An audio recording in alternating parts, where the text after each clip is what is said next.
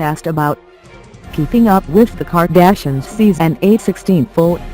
While last week's episode was all about a problematic KUWDK man, Scott Disick, this week's features everyone's favorite, Jonathan Cheban, also known as Food God.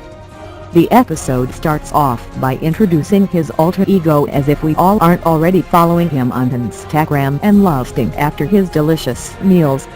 Whenever he and Kim go out, they go all out on food.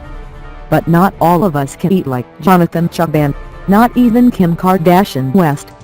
She decides to go on this crazy diet from a personal trainer, Melissa Alcantara, who visits Kim and Khloé in New York City and explains her process. It's all about portion control and watching what you eat. Step 1 is to regain control of your body. But before she can say goodbye to her favorite foods, Jonathan convinces Kimmy to go on a major Food God adventure binge in New York. Food God takes Kim and Khloé to his favorite New York pizza spot and they dig in. It looks delicious. But it's not enough for Kim. They take the car to Joe's Pizza, the New York City staple, and stuff their faces there, too. After all that pizza, the only logical decision is to get ice cream. If this is what hanging out with Kim, Khloé, and Jonathan is like every day, please sign me up. Go, Kim. Her workout with Melissa is so intense and the diet that she's on is even wilder. As a result, Kim is staying away from Jonathan. Where the Food God goes, the cards go. Finally, she, Kimmy, and Jonathan meet for an early dinner. Jonathan immediately goes in with ordering. They aren't even full sentences, just gestures and adjectives. On one hand, it's fun to watch the Food God in action. On the other, he has no shame in ordering stuff that Kim can't eat. It's hard enough to be on a diet without your BFF stuffing their face with pretzel bread and melted cheese.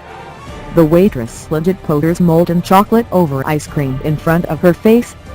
It was so sad that Kim walks away from the table and declares their friendship on pause until she has her rock-hard body. Valid. Finally, they reach a compromise. Jonathan will eat before he comes to visit her. See no Scott, hear no Scott, speak no Scott. Scott is so predictable. Kimmy has decided to put all her energy into her kids and forget her 34-year-old man-child, Scott. Her family members are also proud. But Khloé is even more proud that Kimmy has a new man in her life. Kurt and Young's met in a bar during Paris Fashion Week. They have mutual friends and hit it off immediately. He was even the translator when the Kardashian-Jenners had to speak to the Parisian police about Kim's burglary. After going through all that, Young's is probably a keeper. And who can be anything but happy for Kimmy?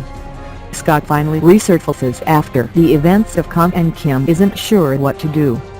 For Kimmy, Kim can do what she wants, but she wants to stay out of it. Things will never be the same. She's okay with that.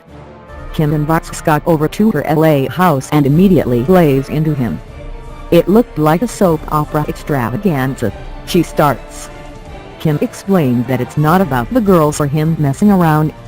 It's about him settling down and being there for them. He feels a little insecure that the Kardashians would just drop him when Kimmy finds a new life. That's kind of sad. After losing both his parents, Kimmy's family was really like his surrogate family. Kim assures him that wouldn't happen. Hopefully this inspires him to do better for them.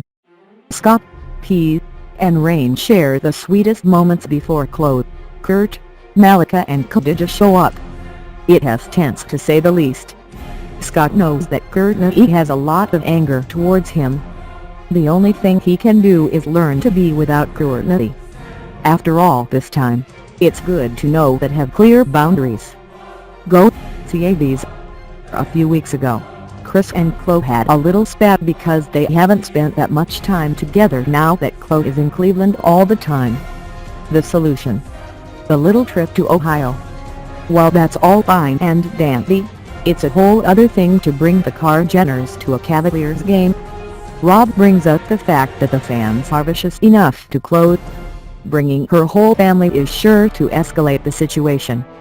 Still, Kris, Kourtney, P, Rain, and Mason file into a private jet and head to Cleveland. Kris' boyfriend Corey is totally against them going to the game, but that's not going to deter them. Everyone rational knows that Khloé has nothing to do with whether or not the Cavaliers win, but there's no stopping dedicated fans. Kris and Kourtney get to spend time with Tristan and Khloé before the game.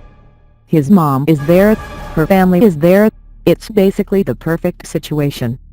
Tristan immediately clicks with everyone and it's the cutest thing ever. He even starts conspiring with Kourtney and Kris to plan a birthday party in LA for Khloé. That really makes Kris happy, so it's hard to take Khloé's advice to be cool. Then, they get to the hard stuff. Should they chill and watch the game on TV or go sit courtside? Tristan wants them there, so that's what they're doing. And it turns out to be amazing. Even the kids had a good time. Plus, the Cavs win. As quick as they arrived, the Kardashians are on a private plane back to good old LA. Next week, we can look forward to seeing Khloé and Tristan celebrate her 33rd birthday. I don't know about you, but I'm especially invested in this episode considering Khloé and I share the same birthday. I honestly cannot wait to see what kind of glamour she got up to while I was working all day. When it comes down to it, the best thing keeping up is for it living vicariously through the Kardashians.